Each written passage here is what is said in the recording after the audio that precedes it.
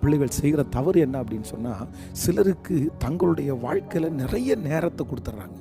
அப்படின்னா வந்து வீட்டில் உட்காந்து மணிக்கணக்காக பேசுகிறது, ஃபோனில் மணிக்கணக்காக பேசுகிறது, அப்புறம் எங்கேயாவது போகும்போது இவங்க ஒன்றாகவே போகிறது. இந்த மாதிரி சில மனிதர்களுக்கு சிலருடைய வாழ்க்கையில் ரொம்ப நேரத்தை அவங்க ஒரே ஒருத்தருக்காக கொடுக்குறாங்க. ஆனால் இன்றைக்கு இந்த சத்தத்தை கேட்குற யார் ஒருத்தர் அப்படி இருந்தாலும், நீங்கள் ஒரு மனுஷனுக்காக ஒரு மனுஷிக்காக அழைக்கப்பட்டவர்கள் அல்ல. இன்றைக்கு இந்த ஞானத்திற்காக கண்டிப்பாக நீங்கள் ஜெபிங்கள். நீங்கள் சில மனிதர்களுக்கு அதிகமான நேரத்தை நீங்கள் கொடுத்துருப்பீர்களானால், அது சில நேரத்தில் தவறான இடத்துல உங்களை கொண்டு போய் விடுன்றதை நீங்கள் மறந்துடாதீங்க. அது நமக்கு எல்லாருக்கும் அந்த மாதிரி நேரம் கொடுக்க முடியல. அப்போது நம்ம எல்லாருக்கும் நேரம் கொடுக்கல அப்படின்னு சொன்னால், நம்ம ஏதோ ராங். அவங்க மேலே ஒரு தனி கரிசனை இருக்குது, அவங்க மேலே ஒரு தனி பாசம் இருக்குது. அந்த தனி கரிசனை இல்லைன்னா அது சோல்ட்டையாக மாறுறதுக்கு, அது தவறான விதத்தில் மாறுறதுக்கு ரொம்ப ரொம்ப ரொம்ப காரணமாக இருக்குது. யாராக இருந்தாலும், ஒரு திருமணமானவர்களாக இருந்தாலும் திருமணம் ஆகாத இருந்தாலும், அதைத்தான் ஆண்டவர் ரொம்ப அழகாக சொல்லியிருக்கிறார். இம்மட்டும் வா, மிஞ்சி வராது. அப்படின்னா கொஞ்சம் அவ்வளோதான் லெவல்.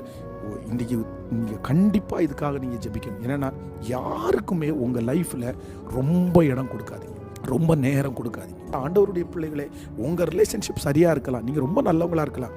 ஆனால் நீங்கள் ரொம்ப அதிகமான நேரத்தை ஒரு பர்சனுக்கு, ஒரு நபருக்கு, ஒரு சில நபருக்கு நீங்கள் கொடுத்துட்டீங்கன்னா, சில நேரங்களில் உங்களுடைய பேரே டேமேஜ் ஆகிற அளவுக்கு போகும். சிலருடைய சந்தேகம் வரும், சில குடும்பத்தில் பிரச்சனை வரும். ரொம்ப கேர்ஃபுல். சிம்சோனை குறித்து வேதம் சொல்லுது, அவன் ஆண்டவர் தெளிலாள் ஒருத்திக்காக சிம்சோனை அழைக்கல. அந்த ஒரு பர்சனுடைய ஆள் கிடையாது.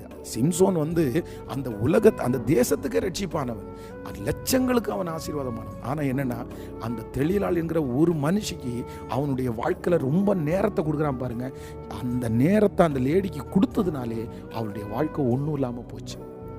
நான் ஒரு எச்சரிப்பாக சொல்கிறேன், தம்பி, தங்கச்சி, இல்லை பிரதர், சிஸ்டர், தகப்பனை, தாயே, நீங்கள் இப்போ யோசிங்க. உங்கள் வாழ்க்கையில் யாராவது ஒரு பர்சனுக்கு அதிகமான இடம் கொடுத்துருக்கீங்களா?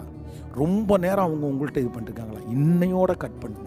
அந்த ஞானத்தை ஆண்டவரிடத்தில் கேளுங்க. யாருக்கு எவ்வளவு நேரம் கொடுக்கணுன்ற அந்த ஞானம் கண்டிப்பாக வேணும். உங்கள் கணவனாருக்கு எவ்வளோ கொடுக்கணும், உங்கள் மனைவிக்கு எவ்வளோ கொடுக்கணும், உங்கள் பிள்ளைகளுக்கு எவ்வளோ கொடுக்கணும், இந்த டைம் தெரிஞ்சாதான் நீங்கள் வெற்றியாக வாழ முடியும்.